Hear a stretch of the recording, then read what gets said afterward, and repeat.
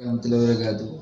ابھی تھوڑی دیر پہلے بچوں سے بات ہو رہی تھی کہ یہ کانٹریکٹ کیا چیز ہوتی ہے، تو ویسے ہی کچھ تعارف کی حد تک میں کچھ باتیں کر رہا تھا، میں نے کہا چلیں وہ بھی آن ریکارڈ آ جائیں کہ ایک کانٹریکٹ اصل میں کیا چیز ہے۔ قانون کہتا ہے کہ an agreement enforceable by law is called a contract, کہ اصل میں ایک ایگریمنٹ کو ہی کانٹریکٹ کہا جاتا ہے کہ جس کی قانونی طور پہ اہمیت ہو۔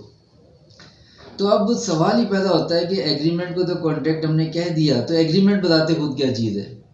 تو اس سے پہلے کہ میں ایگریمنٹ کا کچھ بتاؤں کہ ایگریمنٹ کیا ہے، آفر ایکسیپٹنس ہے، کنسیڈریشن ہے، فری کنسنٹ ہے، یہ چیزیں بعد کی باتیں ہیں، لیکن پہلے کیوں نہ یہ تعارف اس کا دیا جائے کہ یہ ایگریمنٹ کا آغاز کب سے ہوا۔ یہی سوال میں نے کچھ اسٹوڈنٹ کے سامنے کبھی رکھا تھا، تو اسٹوڈنٹ نے بڑا سوچتے سمجھتے ہوئے بڑا غور و فکر کرنے کے بعد جواب دیا کہ سر 1872، کیونکہ کانٹریکٹ ایکٹ جو ہے وہ 1872 میں بنا تھا، تو اس کا مطلب تب سے۔ میں نے کہا کہ کیا اس سے پہلے ایگریمنٹ ہوتے ہی نہیں تھے جب تک یہ لکھا نہیں گیا تھا؟ میں نے کہا نہیں، پہلے بھی تو ایگریمنٹ ہوتے رہے ہیں۔ تو پھر انہوں نے کہا کہ جب اسلام آیا تو اسلام نے یہ ایک تعارف دیا تھا ایگریمنٹ کا۔ ان سے میں نے پھر یہ سوال کیا، میں نے کہا کہ اسلام سے پہلے کوئی لین دین، کوئی معاملات، کوئی آپس کے کوئی ایگریمنٹ نہیں ہوتے ہوں گے؟ انہوں نے کہا جی وہ تو ہے، ہوتے ہوں گے۔ تو اب جب یہاں پہ بات آئی، پھر پہنچتے پہنچتے پھر انہوں نے کہا کہ جناب کہ جب انسان دنیا میں آیا ہے تب سے ایگریمنٹ کا آغاز ہوا ہے۔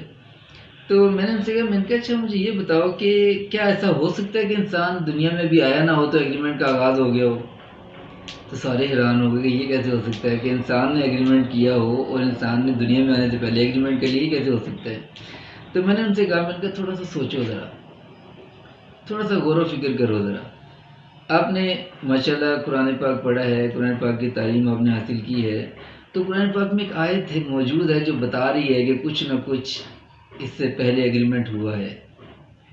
تو آپ نے سنا ہوگا پہلے اس بارے میں صرف بقرہ میں ایک آیت ہے، وَإِذْ قَالَ رَبُّكَ لِلْمَلَائِكَةِ إِنِّي جَاعِلٌ فِي الْأَرْضِ خَلِيفَةً، کہ اور جب تمہارے رب نے کہا کہ میں فرشتوں سے کہا کہ میں زمین پر اپنا نائب بنانے والا ہوں، تو جب یہ بات ہوئی وَإِذْ قَالَ رَبُّكَ لِلْمَلَائِكَةِ إِنِّي جَاعِلٌ فِي الْأَرْضِ خَلِيفَةً قَالُوا أَتَجْعَلُ فِيهَا مَن يُفْسِدُ فِيهَا وَيَسْفِكُ الدِّمَاءَ وَنَحْنُ نُسَبِّحُ بِحَمْدِكَ وَنُقَدِّسُ لَكَ۔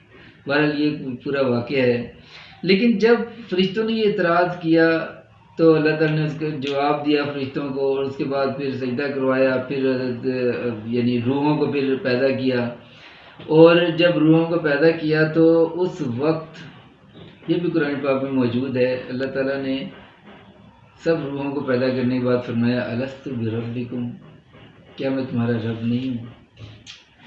کیا میں تمہارا رب نہیں ہوں؟ یہ اس وقت پوچھا جا رہا ہے جب انسان دنیا میں نہیں آیا۔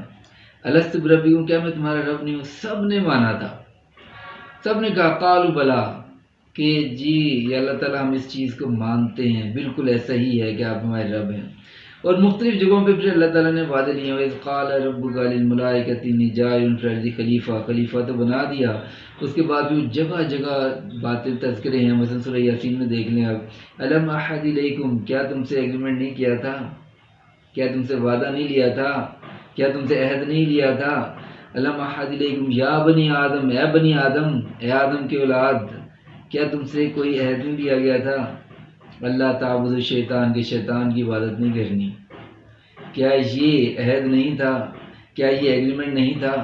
اور اب سوال یہ پیدا ہوتا ہے جب وہ کانٹریکٹ کی بات کر رہے ہوتے ہیں نا، تو اس میں ہم کہہ رہے ہوتے ہیں یار بائنڈنگ کی بات ہوتی ہے، کچھ بات آفر کی، اس کی ایکسیپٹنس کی بات ہوتی ہے، کیا اللہ نے نہیں کہا؟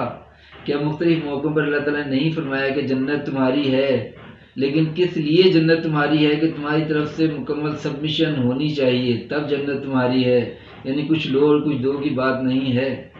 سوچو تو صحیح ذرا غور تو کرو کہ جب اس وقت یہ بات کر دی گئی کہ یار تم نے ایسا کرنا ہے تو اس کے بدلے میں جنت ہے، ایسا کرو گے تو اس کا بدلہ جہنم ہے۔ جنت جہنم کے جو تذکرے ہیں وہ کیا ہیں؟ تھوڑا غور تو کرو، کیا یہ کنسیڈریشن نہیں ہے؟ کیا یہ اس کا بدلہ نہیں ہے جو ہم یعنی ایکشن کر رہے ہیں؟ کیا اسی کے بدلے میں یہ سب کچھ نہیں ہے؟ سورہ قاریہ پڑھ کے دیکھو تو کیا ایسا ہی نہیں ہے؟ فَأَمَّا مَنْ ثَقُلَتْ مَوَازِينُهُ فَهُوَ فِي عِيشَةٍ رَاضِيَةٍ وَأَمَّا مَنْ خَفَّتْ مَوَازِينُهُ فَأُمُّهُ هَاوِيَةٌ۔ تو یہ کیا ہے کہ جن کے اعمال کا، نیک اعمال کا پلڑا بھاری ہوگا، یعنی جو زیادہ نیک اعمال اور اچھے نیک اعمال کر کے آئیں گے تو ان کو اس کے بدلے میں جنت ملنی ہے، عیش کی زندگی ملنی ہے، اور جو برے اعمال لے کر آئیں گے، جن کی نیکیاں کم ہوں گی، گناہ زیادہ ہوں گے، گناہوں کا پلڑا بھاری ہوگا، تو ان کے بارے میں کیا ہے، وَأَمَّا مَنْ خَفَّتْ مَوَازِينُهُ فَأُمُّهُ هَاوِيَةٌ، تو ان کے ساتھ یہ معاملہ ہوگا۔ تو یہ سب میرے دوستوں کیا ہے، یہ کچھ لوگ کچھ دو ہی کی تو بات ہے، اور اسی کی بیس پر ہم آفر ایکسیپٹنس کی بات کرتے ہیں اور آگے کنسیڈریشن کی بات کرتے ہیں۔ تو یہ ساری چیزیں کب ہوئی ہیں؟ جب تو انسان دنیا میں نہیں آیا تھا۔ جب انسان دنیا میں نہیں آیا تھا تب یہ ایگریمنٹ کر لیا گیا کہ جناب دیکھو تم مانو گے کہ نہیں، تم رب مانتے ہو کہ نہیں، اور اس وقت تو مانا تھا۔ تو اس لیے خود ہی سوچو یہ ایگریمنٹ کب آغاز ہوا۔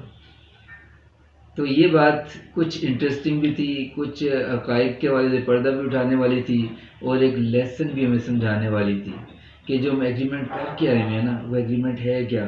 الم احد الیکم یا بنی آدم اللہ تعبدوا الشیطان انہ لکم عدو مبین، کہ اے بنی آدم کیا تم سے عہد نہیں لیا گیا تھا کہ یہ شیطان تمہارا کھلا دشمن ہے، اس کی عبادت نہیں کرنا۔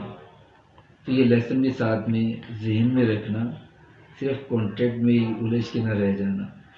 میرے دوستو، میرا ہمیشہ یہی ایک فوکس ہوتا ہے کہ صرف بات نہ ہو، اس بات کے ساتھ کوئی نہ کوئی سبق ضرور ہو۔